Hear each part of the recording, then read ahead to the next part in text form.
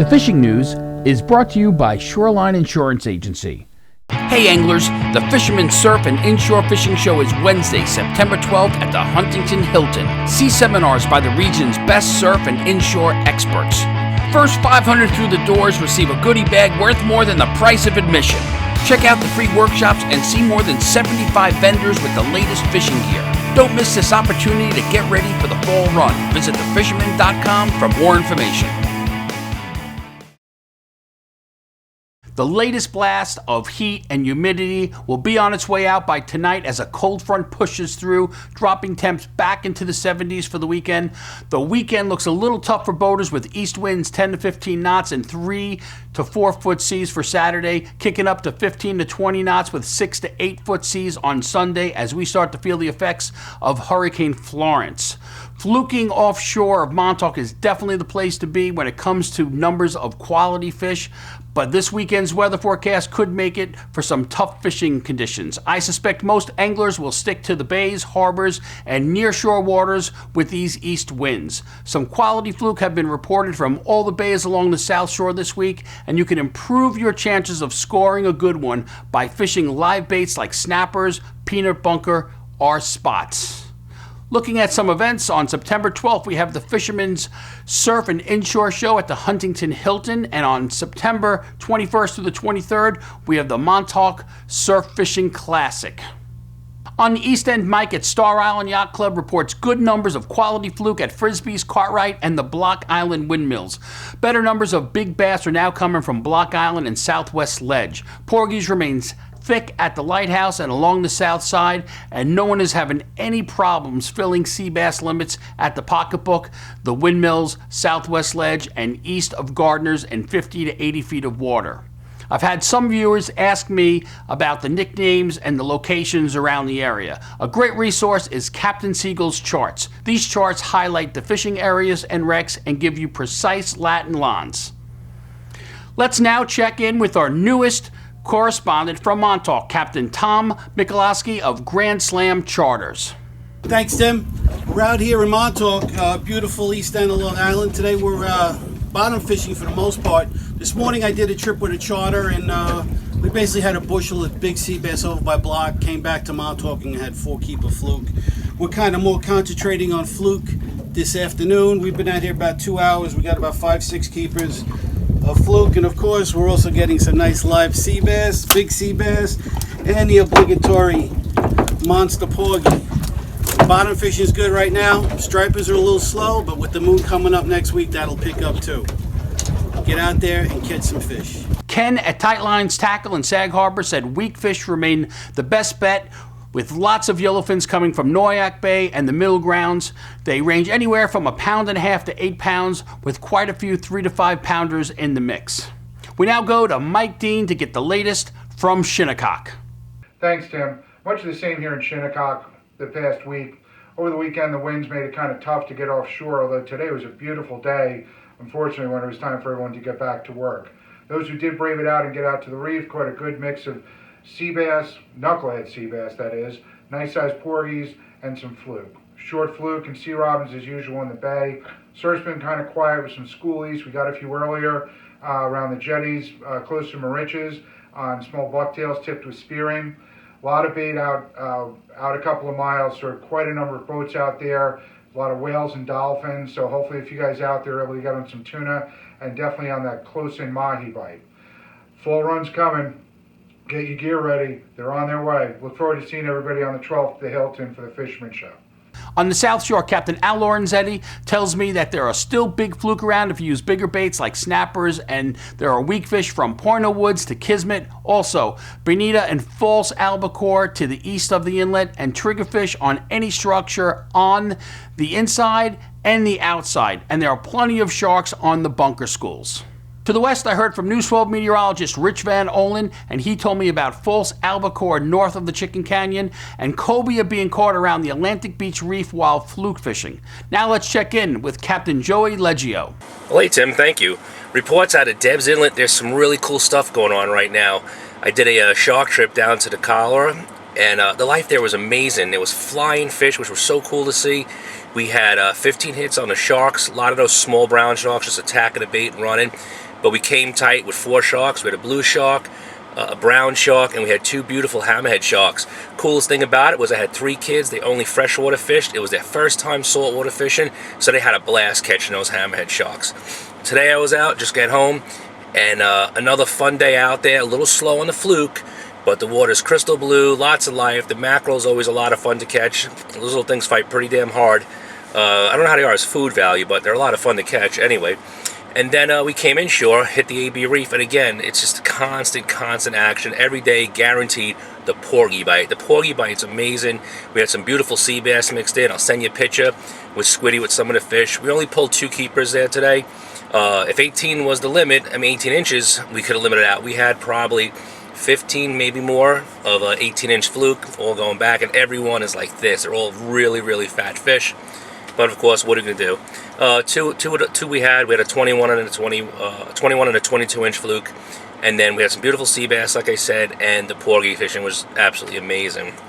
Other than that, that's my report. Get out there right now. These sharks are close. Anybody that's ever wanted to try shark fishing, get out there and do it now. I mean, these sharks are in our backyard, and I'm sure you guys seen the blitzes all over YouTube, what's going on off of Long Beach, off of Jones Beach.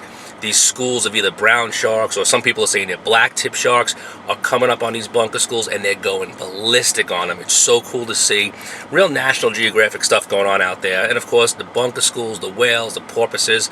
So get out there, take the kids out there. It's really cool. From Jamaica Bay, we have a report from Luke Feeney. Thank you, Tim. Hey folks, it's been a week, and in that week a number of things have changed locally. The fluke have moved almost completely out of the bay and into the ocean with some unsteady short life in the bay, as most of the big fish have moved out. The most productive area for fluke has been collar in the deep. It has been very hit or miss. I fished there yesterday and had 3 keepers to 6 pounds. While the action was very slow, we managed to scratch out some nice fish using those live peanut bunker. Nothing makes a better bait to minimize the shorts and attract the bigger fish. While many guys had solid short action with some small keepers mixed in while bucktailing, the quality fish were definitely caught more frequently on the bait, which was peanut bunker. Ambrose has been really slow. I think that due to this warm water we got this season, many of the big fish skipped the deep water there and moved straight east to the deeper, colder water. As the fluke are moving out, the bunker are moving in. Peanut bunker and adult bunker have moved in great numbers. I was out the last couple of days, and let me tell you, there is bunker from Jamaica Bay to Rockaway Reef. Everywhere you look, there are bunker schools. I saw a small shark chasing some adult bunker on the Rockaway Reef yesterday, and cocktail blues chasing peanuts closer in on the tin can grounds and further inshore. They are sure to attract the fall predators very shortly. On some docks in Garrettson Creek, where the peanut bunker schools are close in, get some live ones out there. All you need is a 4-0 hook, some 20-pound leader, and a float to have some fun with the schoolie bass. Off the docks, or in the wider part of the creek, off the avenue, there have been a ton of schoolie bass at night. The weak fish should start to move in soon. The bait is here, and the water is a great temperature. You can read them on the bottom, and one of my favorite areas to catch the weak fish is in North Channel by Jamaica Bay, off the helicopter ramp, using live peanuts. That's a great way to rig up. Get those spoon rods ready for action very soon, because in the coming weeks, you should be able to find those big bass deep by the Rockaway Jetty, and there is no better lure to trigger aggressive strikes than a big trolling spoon. The albies should be in solid any day. Just be ready with those small tins and plastics. That's all I have for this week. Until the next time, tight lines. And now for a Dreamboat update. We have 4 new entries for the Dreamboat contest, and they're all from New Jersey. Christopher Hernandez with a 4-pound sea bass, Guy Buono with a 5.1-pound weak fish, Michael Otrando with a 15-pound mahi, and Wayne Horner with a 9.7-pound fluke. Come on, guys from New York, get on the board. All you need to be part of the contest and your chance to win a new Steiger craft is to be a subscriber to the Fisherman magazine. Details are at thefisherman.com. Far West, let's check in with Mike Mangual. Hey Tim, hey Fishermans, hope all is well. For today's week, out of the west end of Staten Island, fish for fluke and some striped bass. Unfortunately, striped bass season is a little bit too far away. Water temperatures are around 82 degrees to 81 degrees, a little bit too warm. Been reading reports, local fishermen catching some fair-sized striped bass, but that's hit and miss. On the fluke side, quite a few charter boats are hitting at about 100 to 110 flukes, with the occasional 4 to 6 pound fluke or 6-man team. So the fluke are out there, 2 weeks left on the season for fluke. Sea robin's also plentiful. You got your porgies also. So give it a try. 2 weeks left, guys, for the season. So make it worthwhile. You should go, have some fun. Let's find out the latest on the North Shore with Peter Tarnowski. Thanks, Tim. Short report this week because you can actually go watch last week's report. It's the same thing. Snappers all over the Northport and Huntington harbors, and cocktail blues lighting up the sound. A lot of peanut bunker out there. You can see the birds swarming to it, and then the blues exploding underneath. Just, again, throw poppers into the mix, and you're sure to be hooking up. You can actually try jigging some diamond jigs as well, and you'll probably hook up that way too. Hopefully the gator blues are going to come back soon. We're waiting for those. Other than that, more of the same. Back to you, Tim. Here's another North Shore report from Captain Mark McGowan of Cow Harbor Bait and Tackle. Hi, Tim. Anglers saw great conditions this weekend as bluefish and striped bass have been busting peanut bunker on the surface, both in the bay, off the beaches, and in the triangle area. You might want to try using one of these Super Strike green eyes to work the surface, keeping the splashes. Cotton cordell is also a great way to go. We've been matching the hatch with some of these mirror lures and using them underneath the schools to help catch other fish as well.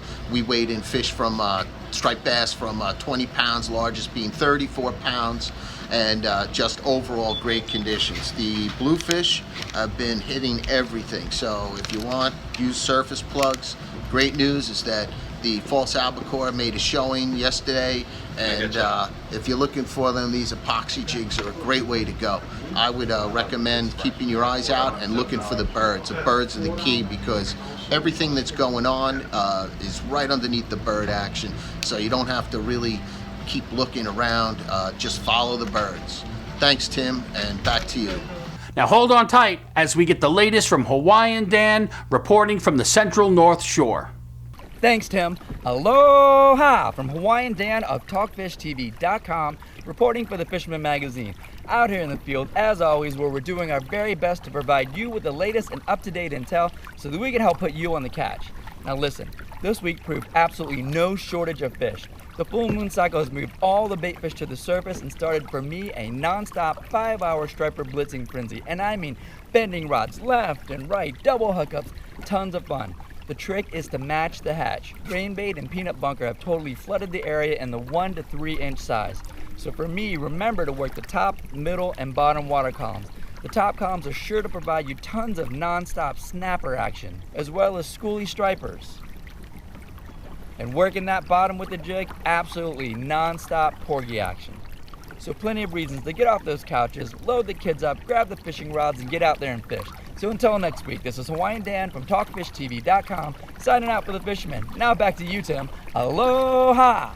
The better tuna action has been to the west near the Riccardi, Chicken Canyon, and the Virginia. There's been a decent bluefin bite with some yellowfin mixing into the action. Most boats are trolling and then jigging, plugging, or chunking once they find them. Lots of small mahi are in close to as little as a mile off the beach. Along the South Shore, cholera has been loaded with chicken mahi.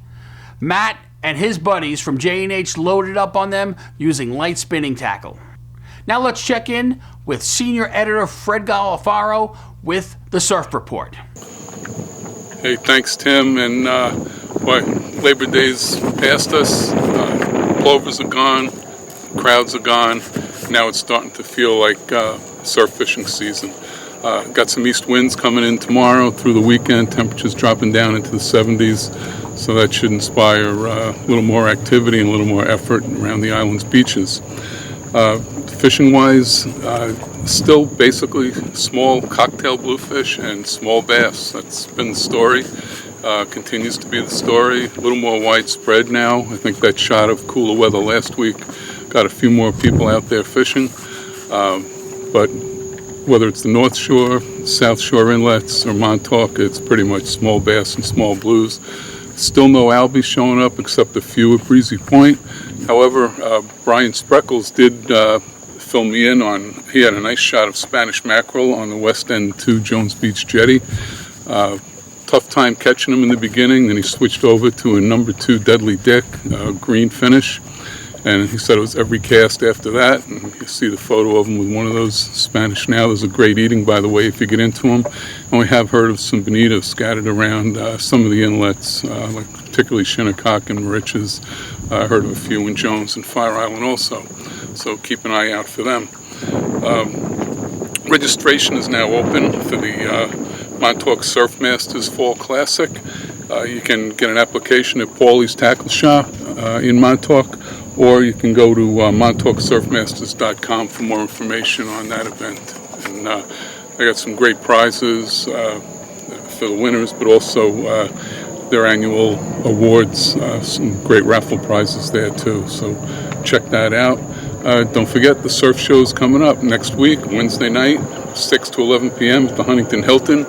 There's first 600 people there get a goodie bag worth more than the price of admission. We got a nice speaker lineup with Crazy Al and Matt Broderick, Al Gaggs coming, Bill Wetzel. So come down there, join us. It's a great night. We got over 85 vendors. We have a great raffle. It's free. You can buy additional tickets if you want, but everybody who comes in the door gets a free raffle ticket. Come on down. $20 at the door, $15 for juniors, and I hope to see you there. Till then, Fred Golofaro here for thefisherman.com. Like our video, subscribe to our YouTube channel, and be a subscriber to the Fisherman magazine to be part of the Dreamboat contest. Get out there, catch 'em up. This is Tim C. Smith for thefisherman.com. Win the incredible Steiger Craft, Evinrude, Loran's Grand Prize Boat Package, and more in the Fisherman's 2018 Dreamboat Fishing Challenge. Get the details at thefisherman.com.